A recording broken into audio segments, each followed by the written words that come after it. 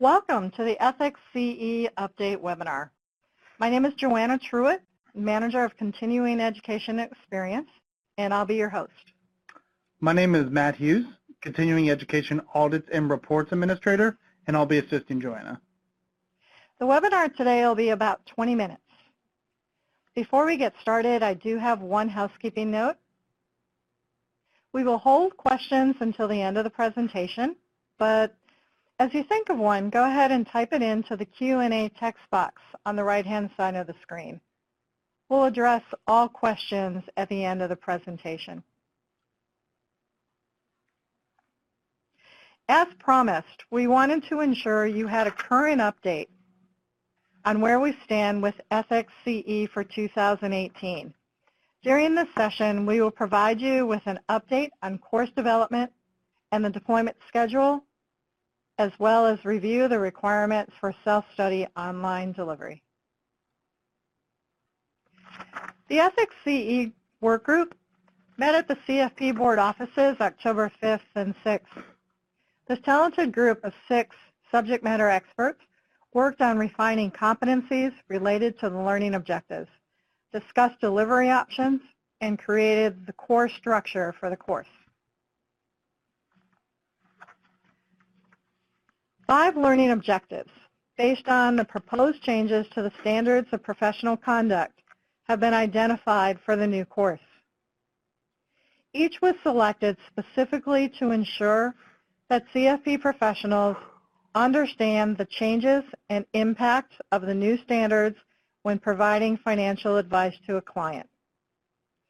These learning objectives, which are also available online on the CE Provider page under Ethics CE Sponsor tab, read as follows. Upon completion of this course, the participant will be able to, number 1, identify the significant changes in the standards and how the changes affect CFP professionals. Number 2, act in accordance with CFP Board's fiduciary duty. Number 3, apply the practice standards when providing financial planning services. Number 4, provide all disclosures required by the standards. And last, recognize, avoid, and fully disclose and manage conflicts of interest. For those of you who are course developers, you're familiar with the complexities of building a course from the ground up. The work group is going through the same process, designing the course to emulate the best practice standards by which our quality partners are evaluated. During our in-person session last week, our subject matter experts weighted the learning objectives and used the core competencies to build out the framework for the course. The team is now working on writing the presentation script and completing the assessment. As we progress through the process, the activities toolkit will be designed. As we've mentioned before, the course is being written with the expectation that both the online and live version be highly interactive. The toolkit will provide live presenters a variety of activities so each presentation can be tailored to the audience and be appropriate for classroom size. The same activities will be written in such a way so they are adaptable for online learning. To achieve the level of interaction we expect in the live presentations, we're looking at a game-based learning platform called Kahoot. Currently used by FPA Phoenix, we had a live demonstration of the functionality at our on-site meeting last week, and it was impressive. Access to the app can easily be found through the App Store. The download is a matter of seconds to a mobile phone or a tablet, and it's just as easily removed once the course is complete. CFP Board is doing a deeper dive into the functionality with the intent that it would become a no-cost option available to Ethics CE providers. If it works as we think that it might, we'd be able to preset a variety of activities including an online course evaluation. When you have time, Google Kahoot.com to have a closer look at their functionality and their product. CFP Board moved to this model in response to the negative feedback we've been receiving from CFP professionals for whom ethics has been one of those courses they need to take just to put a check in the box. Ethics is too important an issue to be relegated to check-off status. Along with the design process, we've begun conversations about instructor training. If we are to shift certificate reaction in response to CFP Board ethics, we need to ensure that our live session instructors are up to the task. And that's where you come in. To achieve the intended outcome, which was the impetus for our change, to deliver ethics content that is engaging and relevant, we need instructors who have the right attitude, are extremely knowledgeable, and are known for their presentation skills. We know that not all who are knowledgeable are good presenters, and that's where we'll need to rely heavily on your judgment. We can, however, impact attitude and enhance subject matter knowledge. As part of our planning process, we will develop the agenda for instructor training that will familiarize instructors with the learning objectives and content, as well as review the activities toolkit. If we do go the route of Kahoot, we will record a short tutorial on using the software.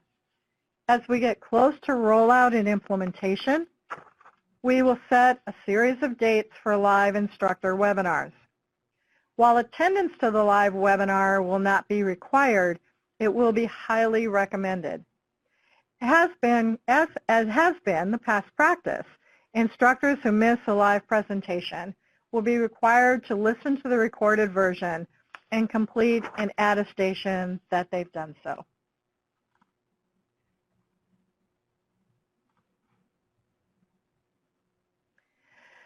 We know you're all anxious to have a date of deployment, and we are too.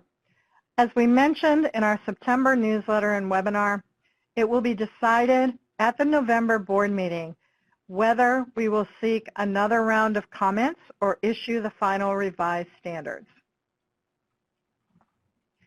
When the final revised standards are announced, we will be able to move forward with the deployment of the new course.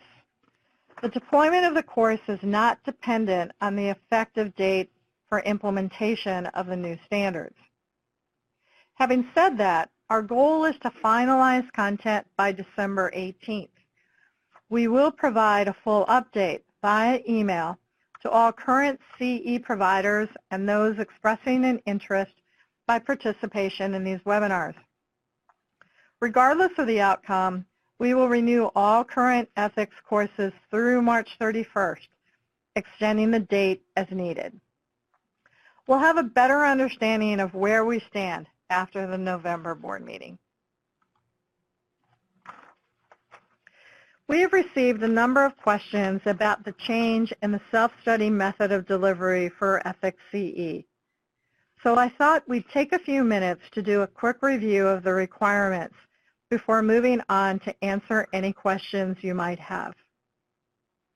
Again, we'd like to stress that these changes will be applied for Ethics CE only. And as with our development of the course, they follow the best practice standards required of our quality partners.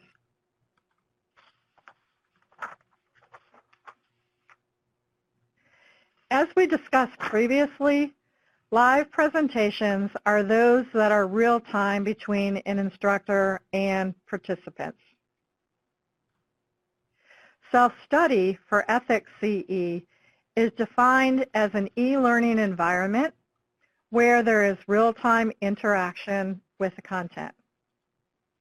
And the methods of delivery that will no longer be accepted include listening to pre-recorded content delivery with no monitoring or required activity, or unmonitored independent study.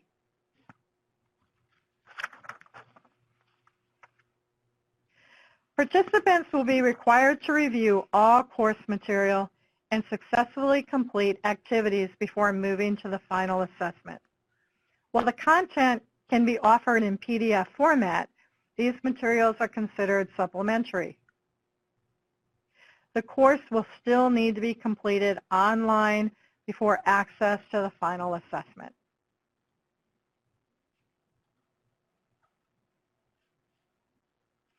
As we've mentioned before, CFP board will provide about 100 minutes of core content.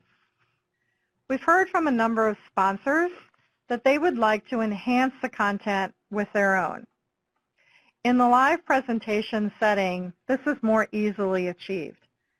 We understand that the concern is going over the required 100 minutes and the opinion that participants will be less inclined to sit through a longer online course than necessary. I want to assure you that your concerns have not fallen on deaf ears. We've had some discussion with the work group about this issue, and some options were discussed that will be given serious consideration. Once the course is built and we have our implementation date, we'll be in a much better position to make a final determination of options. Regardless, you'll have some flexibility in making the online course your own.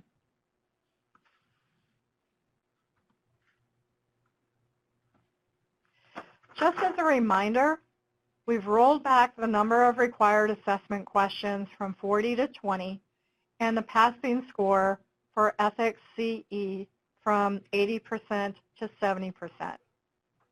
Both changes now bring the ethics course back in line with our CE standards.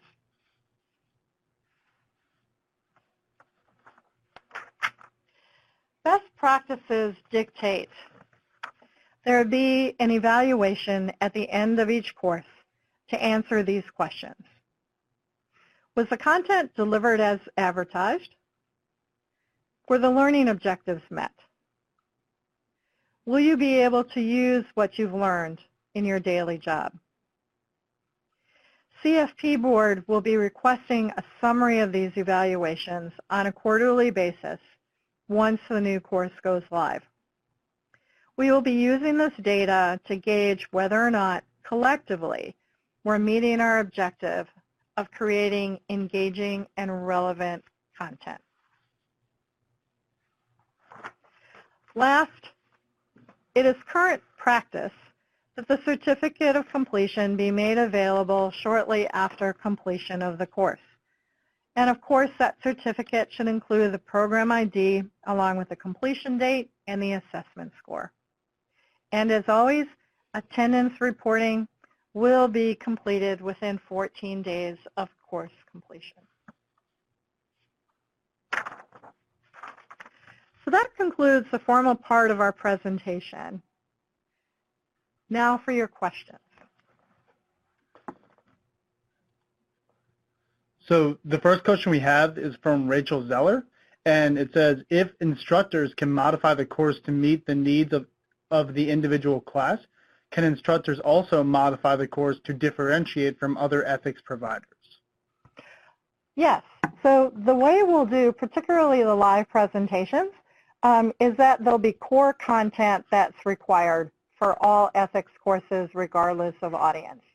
The idea with the activities toolkit is to give you options for different types of activities, whether it be an icebreaker or a polling exercise or a variety of scenario-based exercises to choose from and select that would be inserted into the content.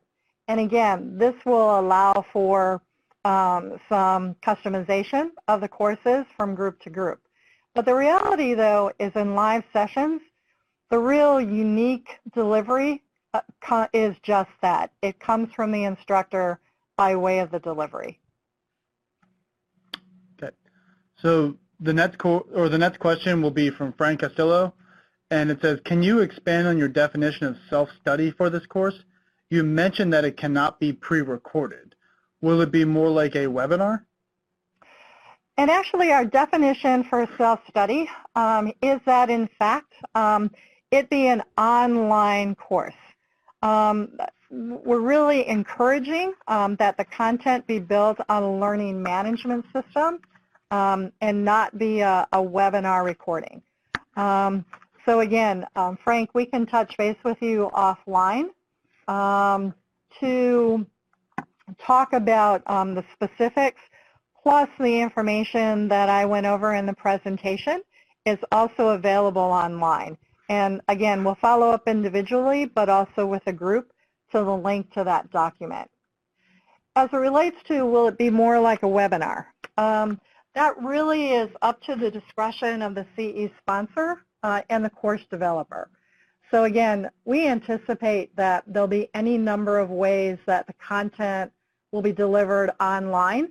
And if you at any point have any questions, please feel free to reach out to us. As we get closer to the date, we'll work with you more closely to make sure that we're in good shape. Okay. So the next question now is also from Frank, and he says, how much will the course cost CPE providers? We're doing the course structure or the rate structure a little bit differently. We are no longer requiring that a sponsor be both a general sponsor and an ethics sponsor. The intent in the consolidation is that if you're a general CE sponsor in good standing, you do have the ability to request that you be able to provide the ethics course. So if you are a nonprofit, that'll be a savings of $250. If you are a for-profit organization, that's a savings of $500.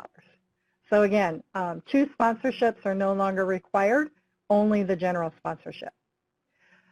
The course or the cost for the course curriculum will equal the value of that sponsorship. So at minimum, the CE sponsor will save either $40 in program fees or $80 in program fees.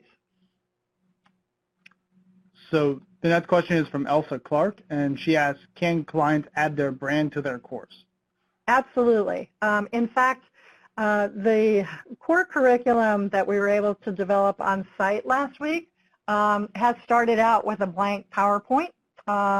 And in that blank PowerPoint, once it's finished and delivered to you, it will have image boxes for you to add your brand.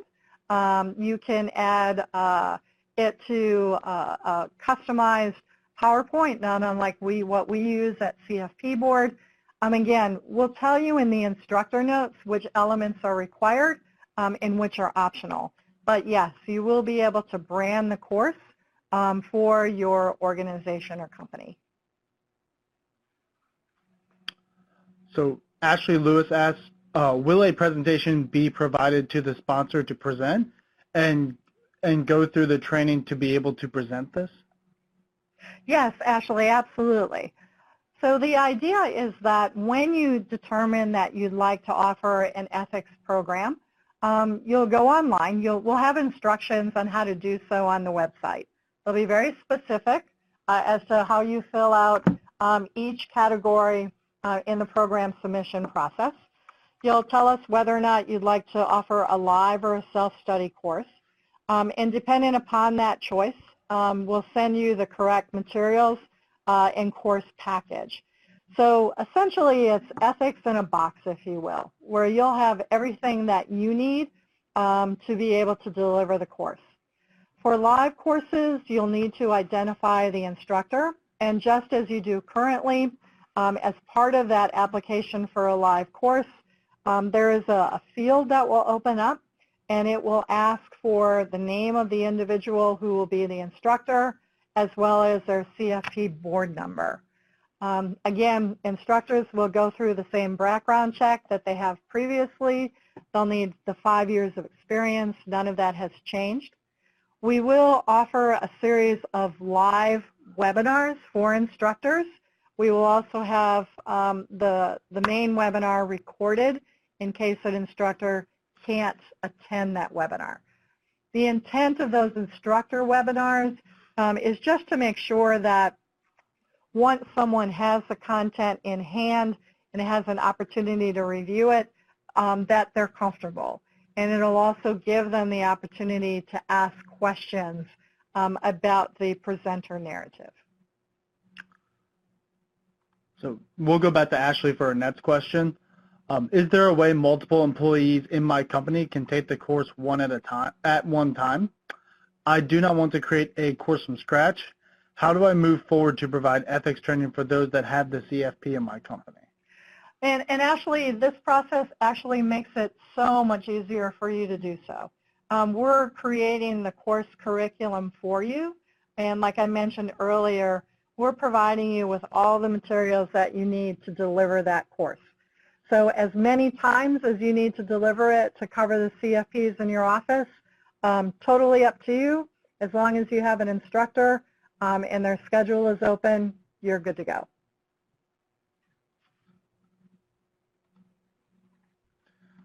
So the Charlotte chapter has been using the Kahoot tool for a couple of years.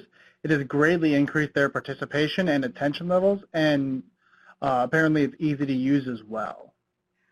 Harry, thank you so much for that comment. I will tell you, it was Melissa Kemp, who is one of our subject matter experts, and she gave us a full demonstration as to how they're using it in their ethics course. And if we were impressed by Kahoot before, we were more impressed after we saw the demonstration. So I really do encourage any of you to go online and find out more about the tool. Even in your general CE presentations, again, it could greatly enhance your presentations. They do now have something called Kahoot Plus, which is just for a nominal fee, and it gives the licensee, if you will, some pretty good capability, and that's what we're thinking. That CFP board purchase the Kahoot Plus, and this would then give us the ability to share PIN numbers so that your instructors can access the tool for their courses, and then therefore also access all of the activities that would be built in the software. So the next question I see is from Deborah Harrison. She asked, you mentioned monitoring the exam for self-study. Does this mean a monitor will be required at exam time? Oh, no, not at all. And Debbie, sorry if we gave you that impression. There is obviously an assessment that's required for all self-study courses. The only thing we're saying is that the requirement is that the participant be required to move through the entire program and successfully complete all of the activities built into that course. Once they finish the course and the activities, it's only at that point that they would be given access to the final assessment.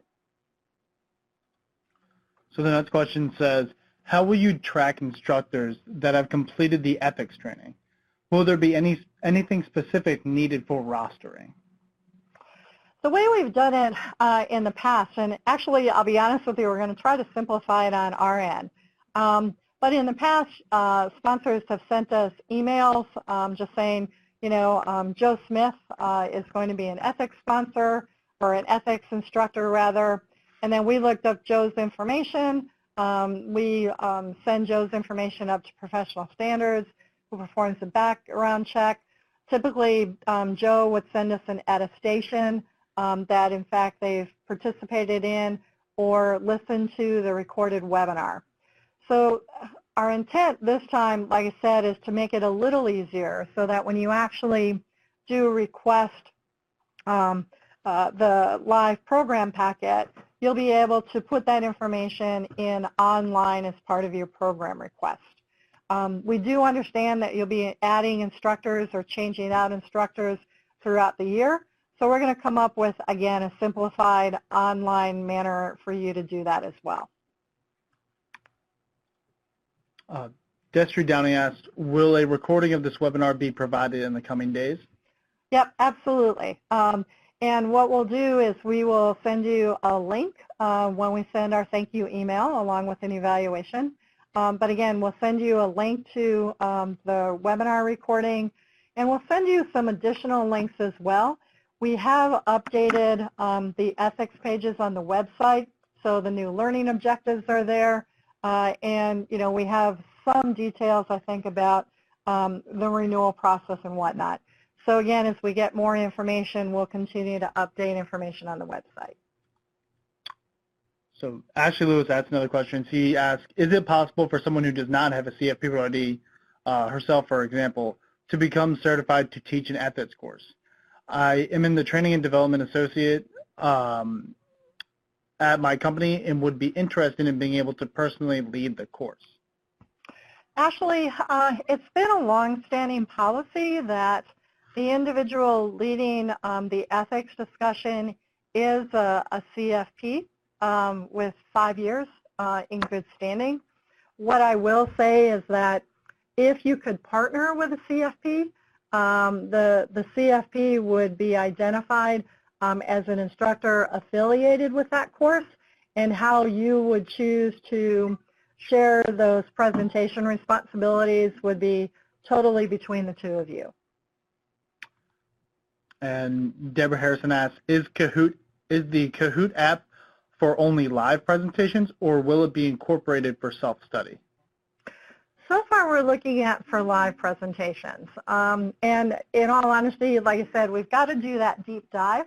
I don't know whether or not it would give the capabilities to be inserted into a self-study.